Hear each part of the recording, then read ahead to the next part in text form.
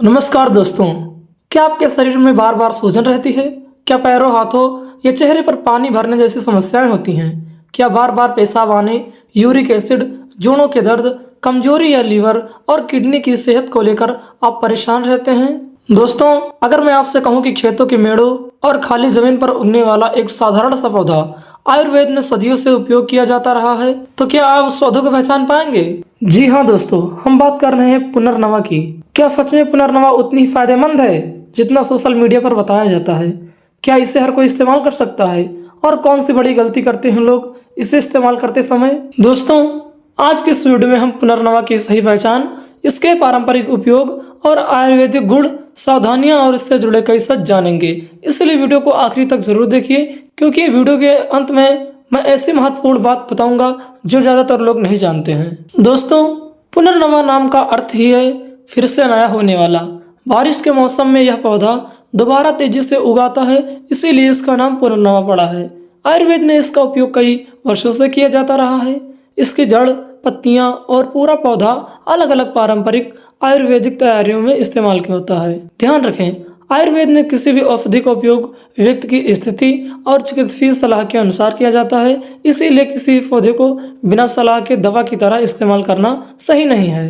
इसीलिए वीडियो को आखिर तक देखिए। आज हम पूरी जानकारी विस्तार से जानेंगे। दोस्तों, किसी भी औषधि पौधे का इस्तेमाल करने से पहले उसकी सही पहचान होना सबसे जरूरी है, क्योंकि गलत पौधा इस्तेमाल करने से फायदा नहीं बल्कि नुकसान भी हो सकता है। तो दोस्तों, हम बात करते हैं पुनर्नवा की सही पहचान के बारे में। पुनर्नवा जमीन पर फैलकर बढ़ने वाला एक छोटा सा पौधा है। इसकी शाखाएं चारों तरफ फैलती हैं, पत्तियां गोल या अंडाकार होती हैं और छूने पर मुलायम महसूस होती हैं। इसके छोटे छोटे गुलाबी, लाल या हल्के बैंगनी रंग के फूल आते हैं। बाद में छोटे फल और बीज बनते हैं। इसकी जड़ मोटी और औषधीय उपयोग के लिए प्रसिद्ध मानी जाती है। अब बात करते हैं यह कहाँ उगता है। पुनर्नवा भारत के लगभग हर हिस्से में पाई जाती है। यह खेतों की मेड़ों, खाली जमीन, बगीचों और सड़क के किनारे बरसात के मौसम में अपने आप उग जाती है। गाँव में लोग इसे अक्सर साधारण घास समझकर उखाड़ कर फेंक देते हैं, लेकिन आयुर्वेद में इसका विशेष महत्व बताया गया है। अब हम बात करते हैं इसे कैसे पहचानने की, पुनर्नवा असली है या नकली। कई बार बाजार में पुनर्नवा जैसी दिखने वाली कई दूसरी जंगली वनस्पतियां भी मिल जाती हैं। इसीलिए केवल पत्तियों को देखकर पहचान करना सही नहीं है।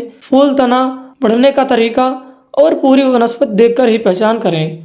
अगर पहचान को लेकर जरा सा भी संदेह हो तो किसी भी जानकार वैद्य, वनस्पति विशेषज्ञ या स्थानीय कृषि विशेषज्ञ से पुष्टि जरूर करें। दोस्तों, क्या आप जानते हैं पुनर्नवा की मुख्य प्रजातियों में सफेद पुनर्नवा और लाल पुनर्नवा का सबसे ज्यादा उल्लेख मिलता है।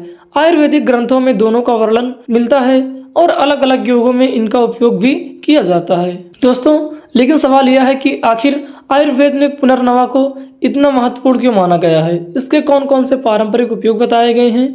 दोस्तों, अब हम बात करते हैं पुनर्नवा के आयुर्वेद में महत्व के बारे में। दोस्तों, अब हम बात करते हैं उस सवाल की जिसकी वजह से ज्यादातर लोग यह वीडियो देख रहे हैं। आखिर पुनर्नवा को आयुर्वेद में इतना महत्वपूर्ण क्यों माना गया है? आयुर्वेद में पुनर्नवा को ऐसी औषधि वनस्पतियों में गिना गया है जिसका उपयोग शरीर के द्रव संतुलन, मूत्र संबंधी और समस्याओं, सूजन जैसी स्थितियों में अलग अलग आयुर्वेदिक योगों में किया जाता रहा है। हालांकि इसका मतलब यह नहीं है कि यह हर व्यक्ति या हर बीमारी का इलाज है। दोस्तों, अब हम जान लेते हैं पुनर्नवा किन किन बीमारियों में उपयोगी है। पहली बीमारी की बात करें हम, सूजन की। अगर शरीर में पानी रुकने की वजह से हाथ, पैर या चेहरे पर सूजन रहती है तो आयुर्वेद में पुनर्नवा का उपयोग कुछ विशेष स्थितियों में बताया गया है। लेकिन सूजन कई गंभीर बीमारियों का संकेत भी हो सकती है, इसीलिए केवल घरेलू नुस्खों पर निर्भर रहना सही नहीं है। दोस्तों, अब हम बात करते हैं मूत्र संबंधी समस्याएं। आयुर्वेद में पुनर्नवा को मूत्रवर्धक गुणों वाला माना गया है। इसी कारण से आयुर्वेदिक तैयारियों में इसका उपयोग किया जाता है। यदि पेशाब में जलन, खून, तेज दर्द या बार बार संक्रमण हो तो इसका उपयोग कर सकते हैं। दोस्तों, इसका तीसरा उपयोग, पारंपरिक आयुर्वेद में पुनर्नवा का उपयोग लीवर से जुड़ी कुछ स्थितियों के लिए भी वर्णित है, लेकिन फैटी लीवर, हेपेटाइटिस या अन्य लीवर रोगों का इलाज, सही जांच और चिकित्सीय सलाह भी आवश्यक होती है। दोस्तों, हम बात करते हैं जोड़ों की तकलीफ के बारे में। कुछ आयुर्वेदिक योगों में पुनर्नवा का उपयोग जोड़ों की परेशानी और सूजन के लिए भी किया जाता है। दोस्तों, हालांकि जोड़ों के कई दर्द के कारण हो सकते हैं, इसीलिए सही कारण जानना भी सबसे जरूरी होता है। दोस्तों, अब हम वीडियो के सबसे महत्वपूर्ण महत्वपूर्ण हिस्से पर पहुंच चुके हैं, क्योंकि किसी भी औषधि पौधे का फायदा तभी हो सकता है जब उसका सही तरीके से और सही व्यक्ति द्वारा उपयोग किया जाए। दोस्तों, अब हम बात करते हैं पुनर्नवा का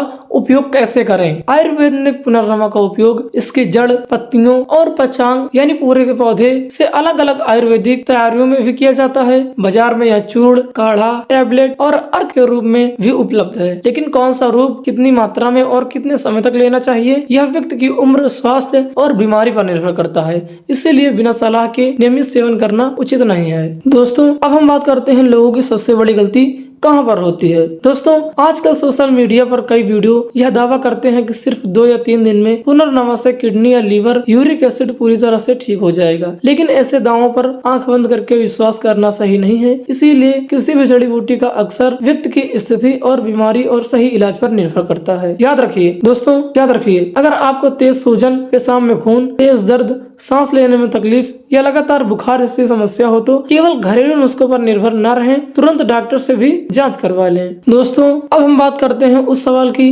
जो लगभग हर व्यक्ति पूछता है, अगर पुनर्नवा का उपयोग करना हो तो कैसे करें। दोस्तों, सबसे पहले आपको बता दें कि आजकल बाजार में पुनर्नवा कई रूपों में उपलब्ध है, जैसे सूखा चूर्ण, काढ़ा, टैबलेट, कैप्सूल और अर्क। आयुर्वेदिक चिकित्सकीय व्यक्ति की समस्या, उम्र और स्वास्थ्य के अनुसार अलग अलग रूपों की सलाह दी जाती है। दोस्तों, एक सवाल यह भी है कि दोस्तों, क्या पुनर्नवा की मात्रा हर किसी के लिए एक जैसी होती है? तो बिल्कुल नहीं। यही सबसे बड़ी गलती लोग करते हैं। किसी दोस्त, पड़ोसी या सोशल मीडिया वीडियो में बताई गई मात्रा को अपने ऊपर लागू करते हैं, जबकि सही मात्रा व्यक्ति की उम्र, वजन, स्वास्थ्य और बीमारी पर निर्भर करती है। तो दोस्तों, आज आपने जाना कि पुनर्नवा आखिर क्यों आयुर्वेद की सबसे खास जड़ी बूटियों में से एक मानी जाती है। दोस्तों, अगर आपको यह जानकारी उपयोगी लगी हो तो वीडियो को लाइक जरूर करें और इसे अपने परिवार व दोस्तों के साथ शेयर करें, ताकि ज्यादा से ज्यादा लोग सही जानकारी पा सकें। ऐसे ही आयुर्वेदिक, देसी नुस्खे और औषधीय पौधों की प्रमाणिक और आसान जानकारी के लिए हमारे चैनल देसी हेल्थ टिप्स एंड केयर को अभी सब्सक्राइब करें और साथ में बेल आइकन को दबाना न भूलें। दोस्तों,